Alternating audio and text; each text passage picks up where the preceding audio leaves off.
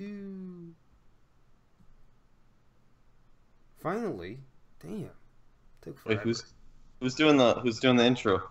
Me? Well, I mean, it doesn't matter. We're already live, so I don't think it matters who's doing the intro. You just gotta, fuck it, we'll do it live, like that thing.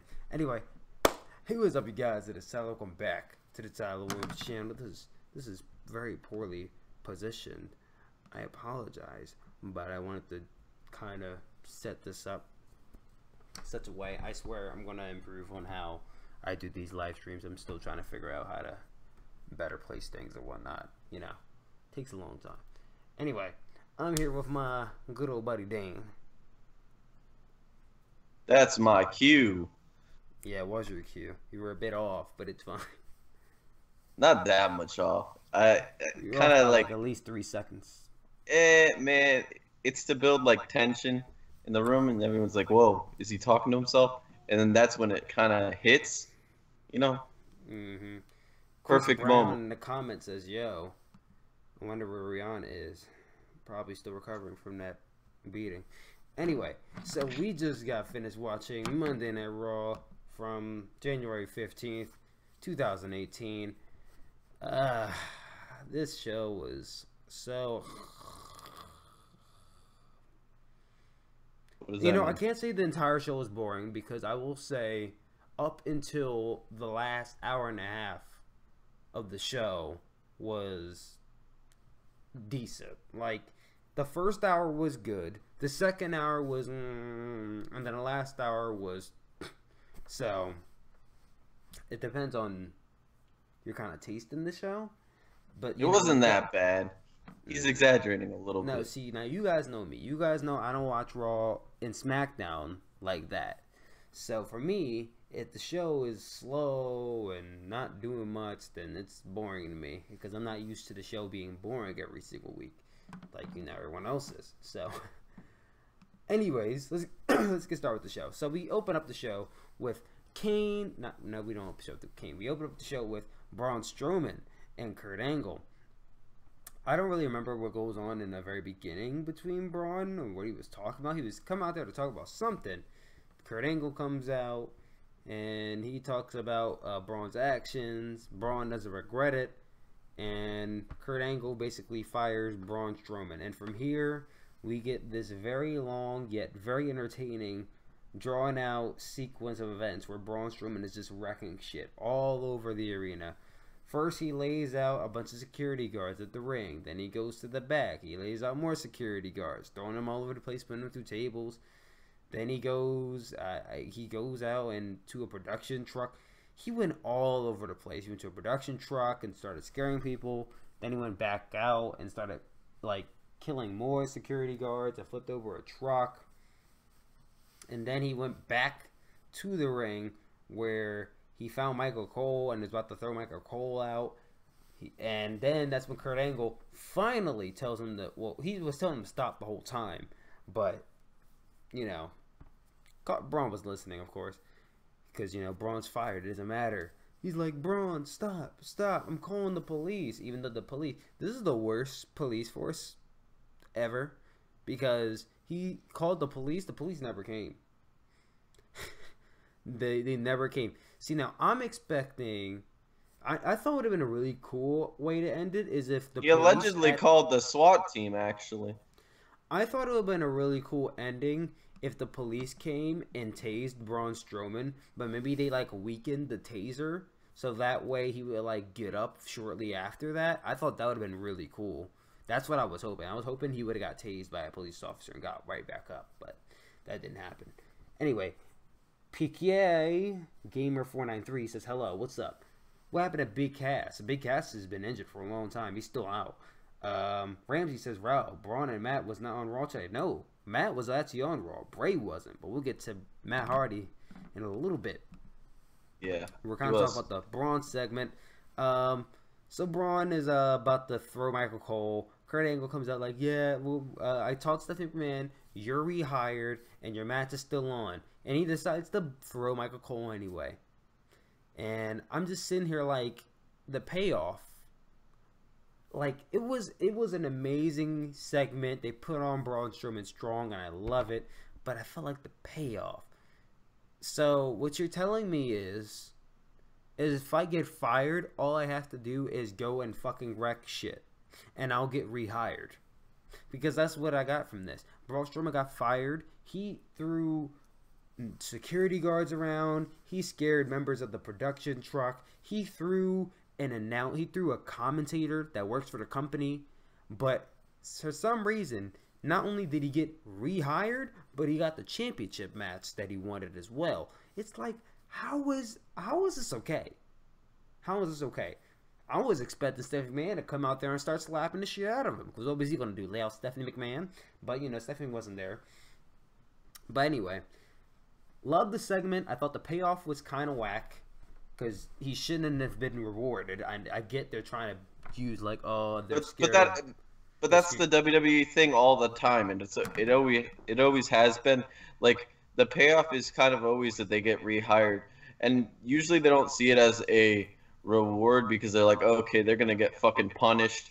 We're gonna somehow fuck them over in this upcoming match that's gonna happen. And usually they kind of they try to give them repercussions later on. I think the whole thing was to show that Braun Strowman like scared them into the point where they're like, yeah, we don't want him to keep breaking shit because he broke a TV earlier, which you didn't mention. Like he did break a TV. It was a really nice looking TV too. It wasn't like that bad of a fucking TV, but like they just like broke it. They're like, yeah, fuck that shit. But yeah, that was a good segment, like you said. So yeah, that was really one of the best. That wasn't one of. That was the best part of the show. That was the best part of the show. That went on for at least a good hour.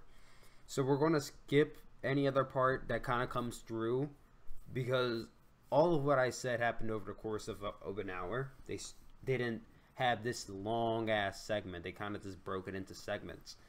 But overall, it was a great segment. Put Braun over strong. It's just really sad that he's going to lose the Royal Rumble because I feel like they're going through this thing with Braun where you build him up, and then he loses, and then you have to rebuild him again, and then he loses, and then you have to rebuild him again, and then he loses, and then it's like, it's a never-ending cycle. Just put the fucking title on him. You don't have to keep rebuilding him up if you just fucking put the title on him.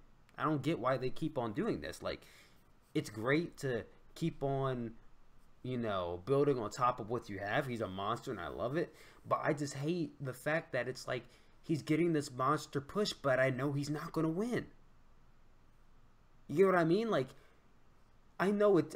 I want him to win the title, but I know it's too late. You can't take the title off of Brock this close to WrestleMania. It would make no sense to take the title for Brock at this point. He's been holding on to it since April. You might as well have him have a year-long title reign. If you take the title from now, it's like, so you mean to tell me you did that long-ass title reign from the losing the triple threat match, where most likely he wouldn't get pinned. And then at least the triple threat WrestleMania, it's like, you might as well just keep the title on him. So, my opinion, Braun shouldn't have even been in this match to begin with. But, hey, they're going to do whatever they want with Braun and keep on putting him in these title matches where they know he's going to lose and that to keep on building on top of that. And it's not making his track record look good.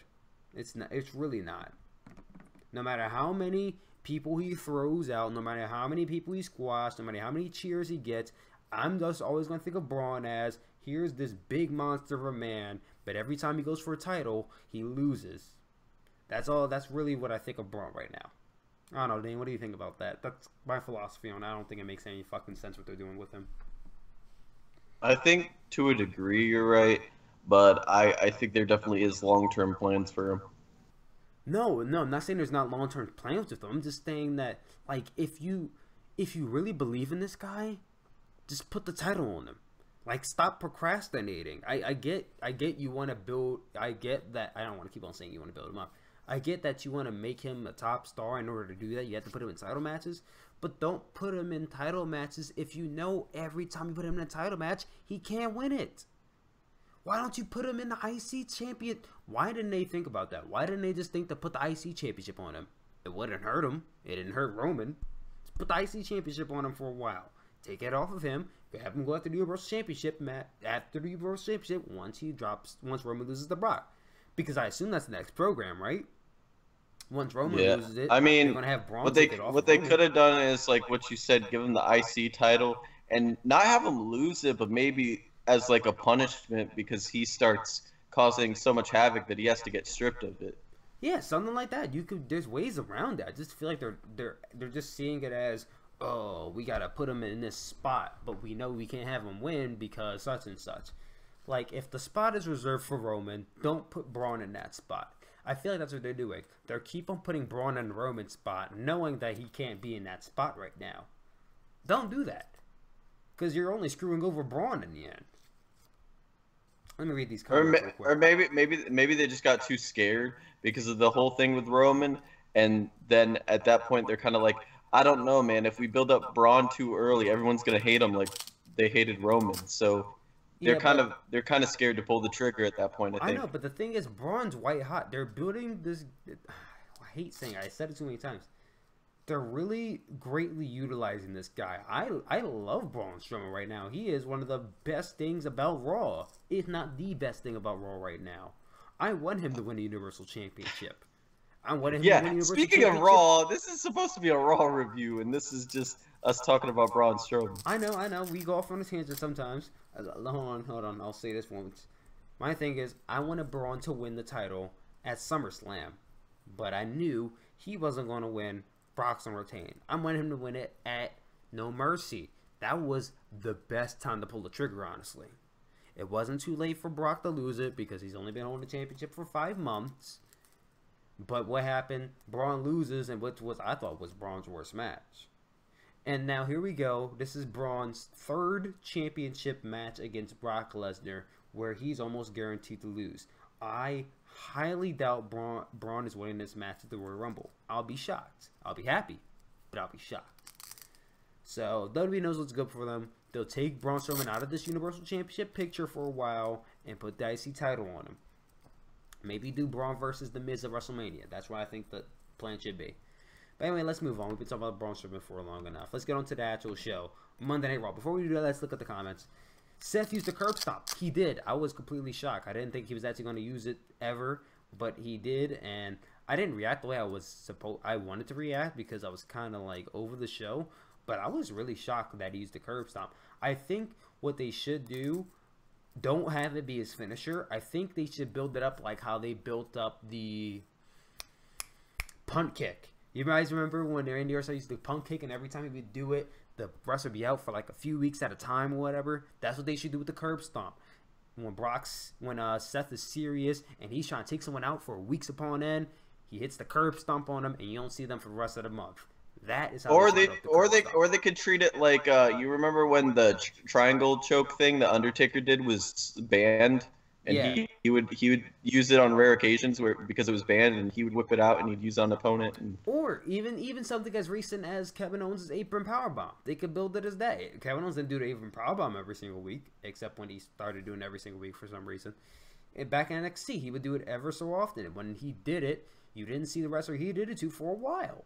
That's what they should do with the curb stomp. I feel like that's what they're going to do because I don't think they want... If they banned it 3 years ago, I highly doubt all of a sudden they're going to be like, well, let's start using a curb stomp again. I think they're going to have them use it on rare occasions, which is a good thing to do. But let's read the comments before we move on. What do you think about the Undertaker? What do you think the Undertaker will do next week at Raw 25? It's pretty obvious he's going to set up his match at WrestleMania because he's not retiring at this year, which I think is just a big mistake.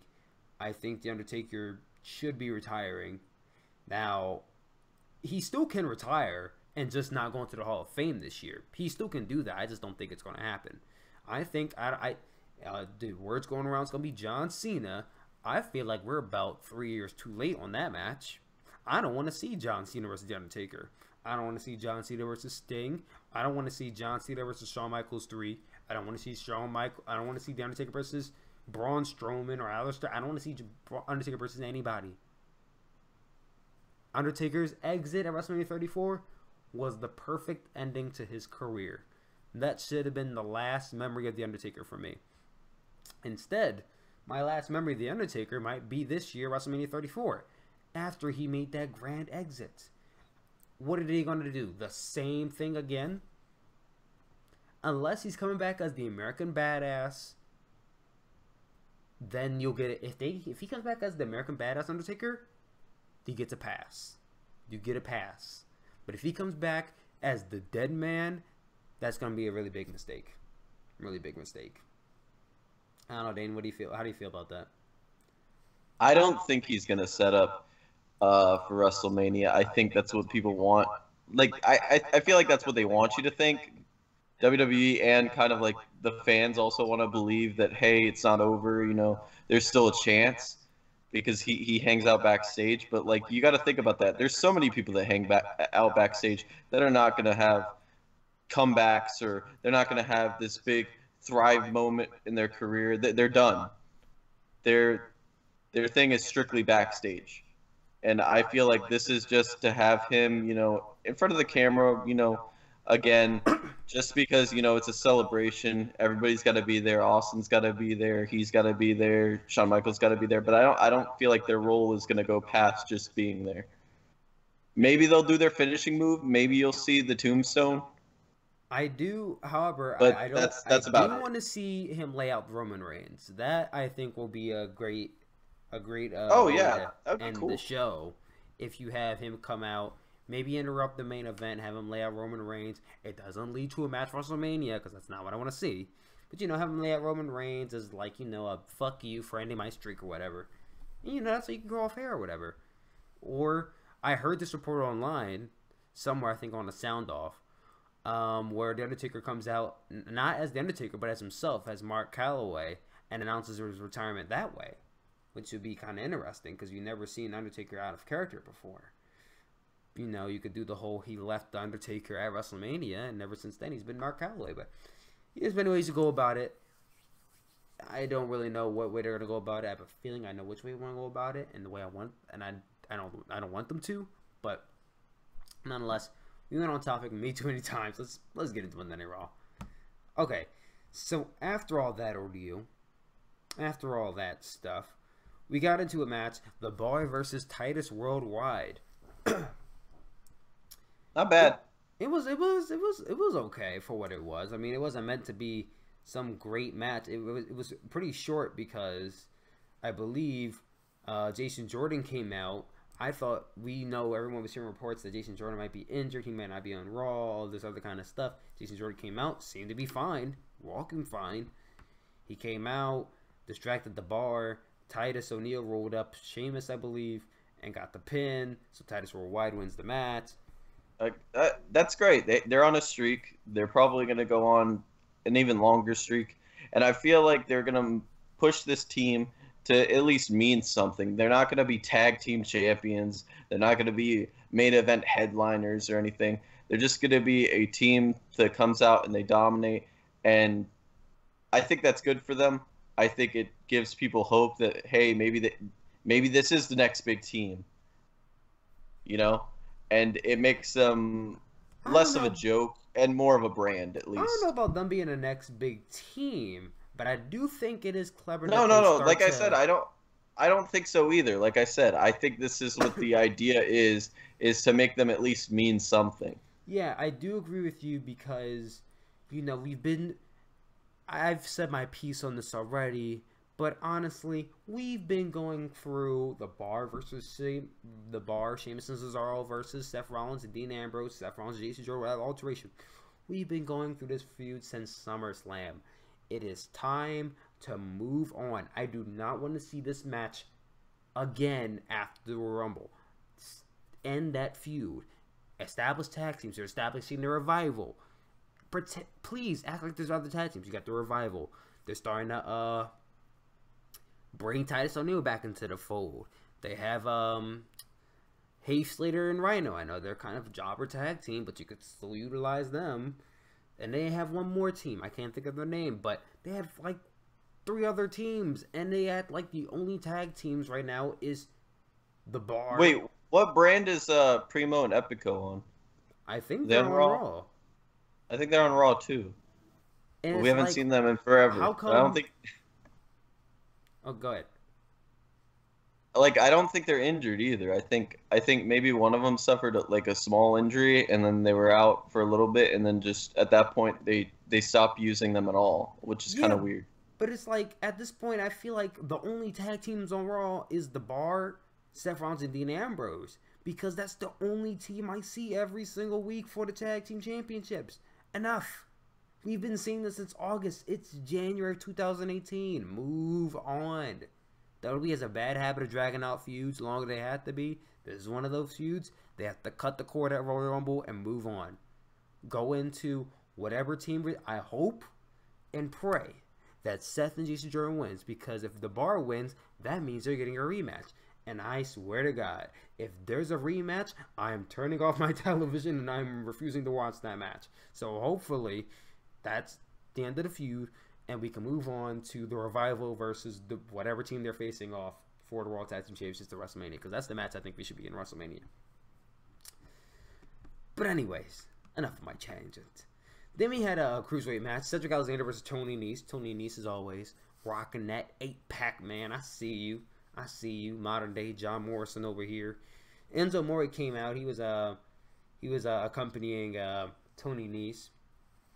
But Cedric Alexander was accompanied by Goldust, who I still am just in awe.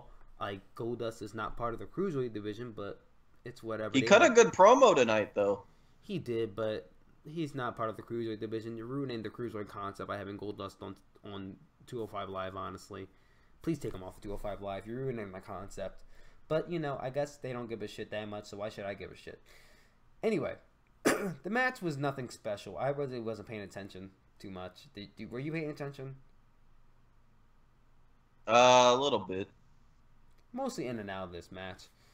It's in and out as well, but it wasn't a terrible match. It just seemed like a typical cruiserweight match. The Goldust doing the little fucking running man move and taunting him and hit a dab. He thought it was slick. dab. Yeah. Well, I thought it was really cool. I thought it was really funny. Oh no, it was funny. Excuse me, it was funny. The match itself just seemed like a typical flippy dippy match. Some impressive moves here and there, but like.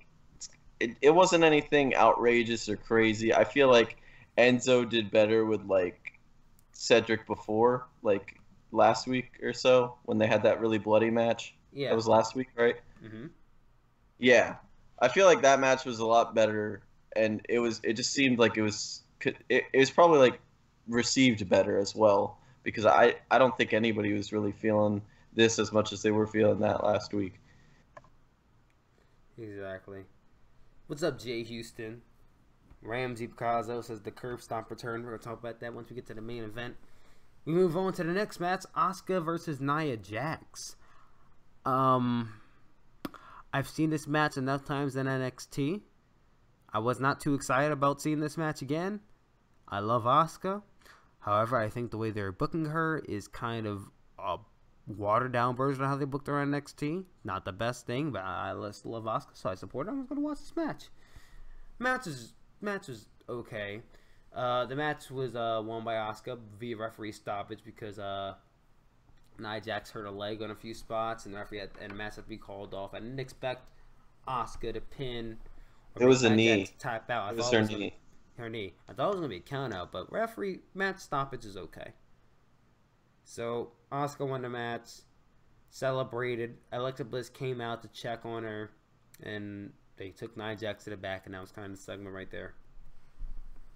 Yeah, they did the thing with Enzo, and I guess they're building that tension that Nia Jax still has to choose between Bliss or Enzo, and Enzo's definitely winning on this one. Well, I mean, every single time that's come to this, she's chosen Enzo, so that's pretty interesting. Yeah, I think Bliss just doesn't want to. She doesn't want to accept that it's over. Her thing with Nia Jax is over. It's gonna be pushed away. She's gonna be pushed away. She's gonna be doing something else, and Nia Jax is gonna do the whole thing with Enzo still. I think she just needs to walk away from it. Her character does, and I don't know, build her into something else. Yeah. So anyway, we moved on to the next segment. Kurt Angle's in his wrecked office where Jason Jordan comes from behind him with this creepy ass smile. It was a very creepy smile. And he's like, Dad, I just wanted to thank you for impregnating my mother and having me as your son. And everything you've done for me up until this point. All that cheesy shit. Kurt Angle's really kind of just, his mind is in another place. Braun Strowman's around wrecking shit. And then he's acting like Jason Jordan's acting like if Braun ever tried to attack you, I was behind you the whole time. I was following you around. I could have taken Braun. Did you do anything? And I was just thinking to myself, like, you really think you could have taken Braun? Really? Like, I'm sorry. Like, I like Jason Jordan, but Braun would have fucking destroyed him. No Exactly. question. It wouldn't even be a thought in my mind that Jason Jordan could stop Braun Strowman out of everybody there. And he was like, "Oh, me and Seth are prepared to defend our titles at the Royal Rumble." And he's like, "Oh, I got an idea. How about we put Seth Rollins in a match tonight, making matches for Seth Rollins now? How about I got an opponent for him, Finn Balor?" And it's like, "Oh, Finn Balor versus Seth Rollins on Monday Night Raw. Sounds cool." The match is made. Da da da da. There's a Martin Luther King package, which is pretty cool, kind of, I guess. But Martin Luther King Day, celebrate Martin Luther King. Nothing wrong with it. Then we got the Revival versus two jobbers. It was your average squash match. The best part of the match was at the end of the match when the Revival cut a promo, which I thought was pretty interesting and pretty cool. They're talking about how, Charlie Caruso comes to the ring and to interview them, talking about how they're like this old school tag team, and are you guys like excited about the old school wrestlers coming back? And they're like, something about old school and new school and something. And they're talking about how they're the old school now, and about how WWE is this platform, and everyone's performers and whatnot, and we're not superstars, we're pro wrestlers, and we're not gonna let the guys in the back hold us down and turn us into cartoon characters. You're a little off on that. Huh? You're a little off on that. I'm kind of ad-libbing. I mean, if you know what they said was they weren't sports entertainers; they were wrestlers, and they weren't happy to see Shawn Michaels or Stone Cold or any of those guys because they believed that they kind of watered down the business and changed it into something that wrestling wasn't supposed to be, and to the point where it was kind of a joke.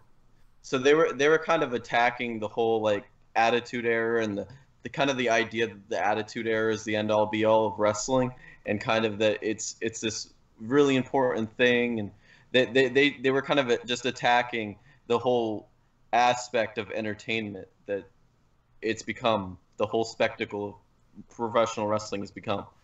Exactly. Which I thought was pretty cool. Yeah, it definitely is different. Really promo. They need to do more promos like this, and that's how they. I mean, I already like the Revival. This promo made me like them even more, and wants me to see them contend for a championship because they're very much deserving. They were, in my opinion, one of the greatest tag teams in NXT history, and I think they could be one of the greatest tag teams on the main roster. It's just a matter of how they're going to book them. So hopefully, they keep this up. They keep up this whole, old school wrestling is where it's at, and we're not cartoon characters, we're wrestlers. They keep that mentality up. I could see everyone getting behind these guys. So I want them to keep it up, but I also want them to not get trapped in that formula where they feel like they have to say that every week. I definitely hope they can add to it, and they can do more promos. Like, everybody was calling this a shoot and saying that it was a shoot on Vince or a shoot on somebody else. Of course it wasn't a shoot. It wasn't, but like I feel like if they could they could cap that into the point where they're like, okay, you guys can go out, we want you to hit this and this, but if you feel like kind of going into this direction or this direction, we fully support you, because they definitely want it to seem real, I feel, and that would be great if they had that sort of freedom aspect to where they could make it feel as real and as organic as possible, because this promo did seem organic. Yeah, what up, Sahil Shattery? So we're reaching the 30-minute mark, so we're not gonna go on for too long, but we still have the rest of the show to go. So that was the promo with the Revival. We did move on with Elias, who's ready to walk with Elias, which is always my favorite part. He sang a song, introduced The Miz. The Miz cut a promo. I really wasn't paying attention to what The Miz was saying, honestly.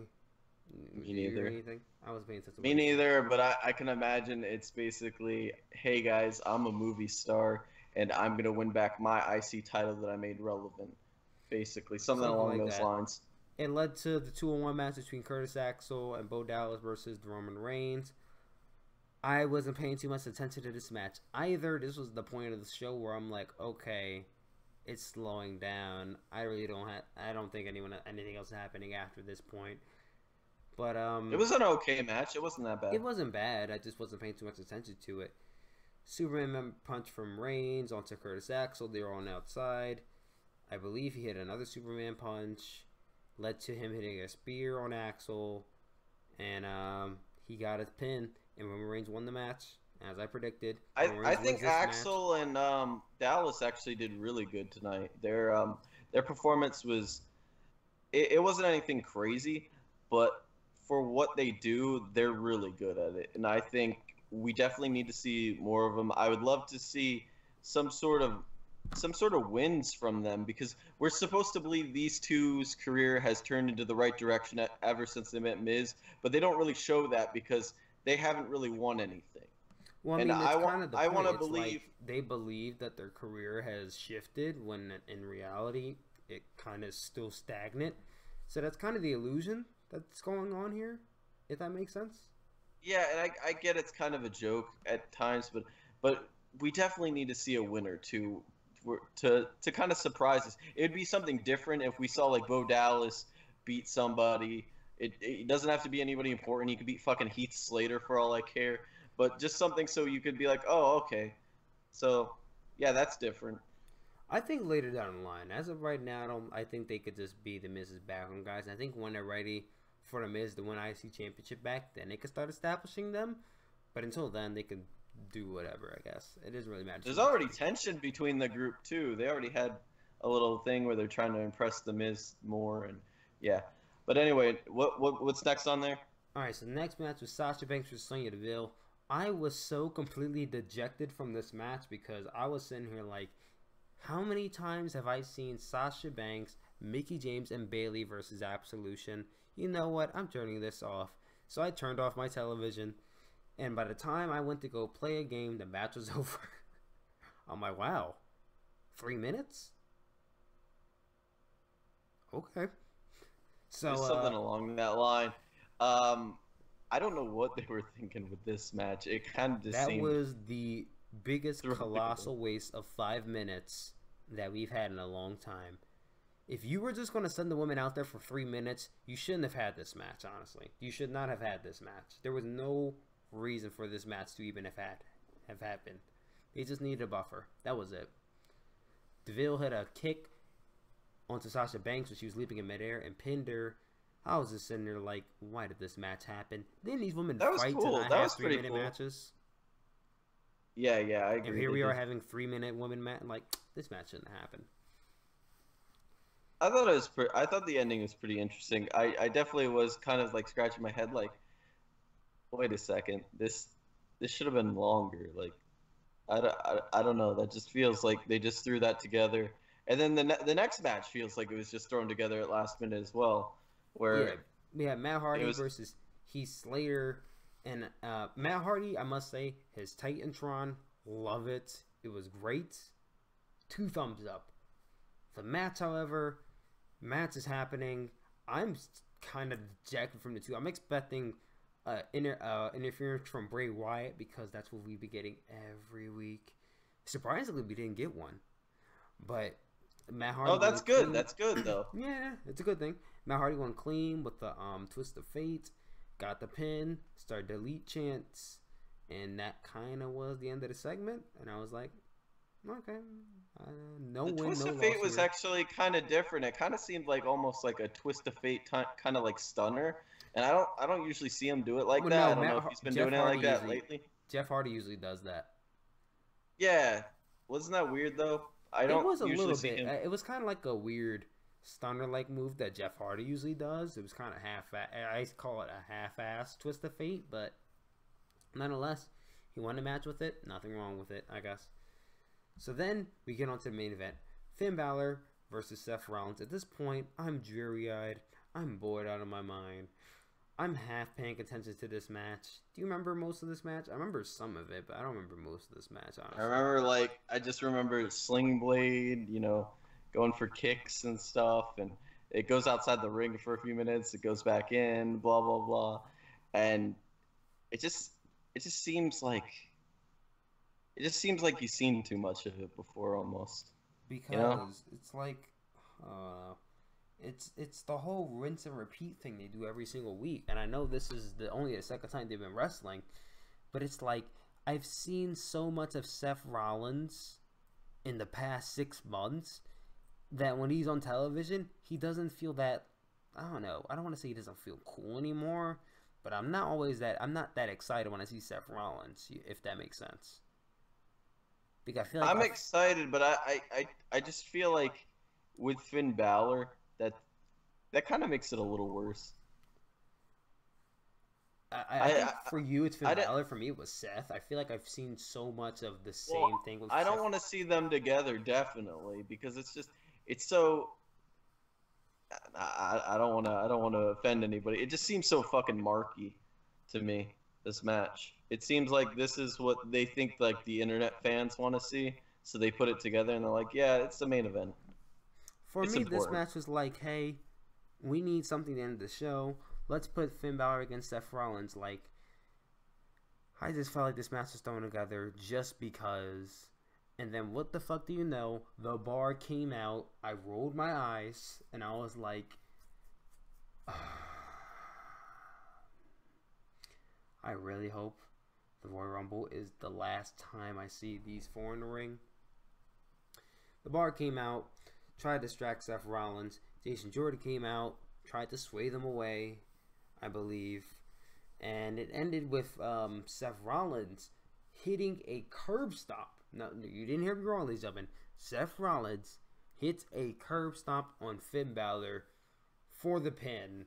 I think it shocked everybody because we have not seen a curb stomp used in almost 4 years.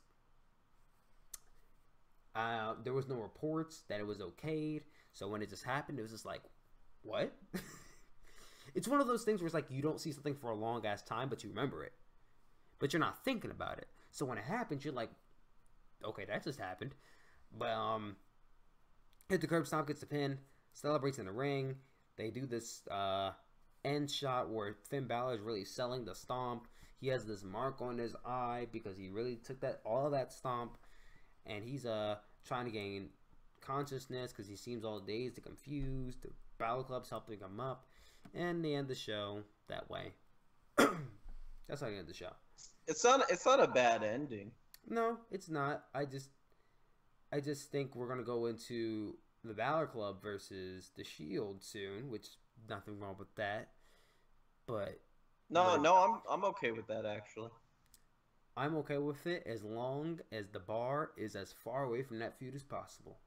I think I would have been more satisfied with this match had the bar not interfered. Because as soon as the bar interfered, I was totally out of this match. So, get them away from the bar, and it's fine. You can continue this feud. That's fine. We need some new championship matches anyway. Then we can build to the revival match. Anyway, that was the Raw review. I would give this show you know what? I want to give it a bad rating, but the first half wasn't bad, and the Braun Strowman stuff was good. So I'm gonna give it a hard 6. Hard 6 out of 10. What do you give? You love the 6. Yeah, I was gonna go 6 out of 10 as well, but I was like, you do hate when people give shit 6 out of 10. But it's been such a long time. It's been such a long time. Hard 6 man, for me. I'm feeling more of like kind of a light 6 because I feel like there definitely could have been a lot more efforts put in, and there definitely could have been a lot of stuff that was cut, and maybe either replaced with maybe little segments or maybe stretching the matches out a little bit longer, which could have been better. Yeah, but I because feel like the trend is let's put all the great stuff in the first 2 hours, and then we put whatever the fuck in the last hour. And they can't do it next week because next week's Raw's 25, so every hour has to mean something. So next week is going to be interesting because they can't do that. But the week after that, and week after that, well, and yeah, week yeah, after well, that. yeah, you hope they don't do that, is what you're saying, No, because they they're could. not. They can't do that. It's a Oh, they big could. show. You have legends everywhere. There's no spot for them to not to have filler. If there's no spot for them to have filler in that show. If they do, I'll be shocked and highly disappointed. But I don't think they're gonna do it. I think next week's show is gonna be big. It's gonna be great. I'm gonna do a lot of speculation I videos for it. disagree. I don't think the next Raw is going to be great. I feel like there is going to be a lot of disappointing little segments where they just they kind of do what they normally do, where they kind of do like half-ass segments. Or like, look at it, it's a comedy. I don't know. That's just me though. Mm. I don't think it's going to be great, but it's definitely worth tuning in because there are going to be legends there, and there's probably going to be a couple of kind of like because they kind of made the Christmas one feel pretty special at times as well. Yeah, I have to say. gotta do the same with this one. Anyways, thank you guys for watching this. I love you guys as always. Make sure you guys tune in to tomorrow's review of SmackDown. I'm probably gonna do a review of SmackDown later on because I'll be at work when SmackDown ends. I'll be coming home when SmackDown ends. Gonna be doing a review of NXT, all this other kind of stuff. So make sure you guys tune into this channel. Love you guys as always, and I will talk to you all later. Peace out.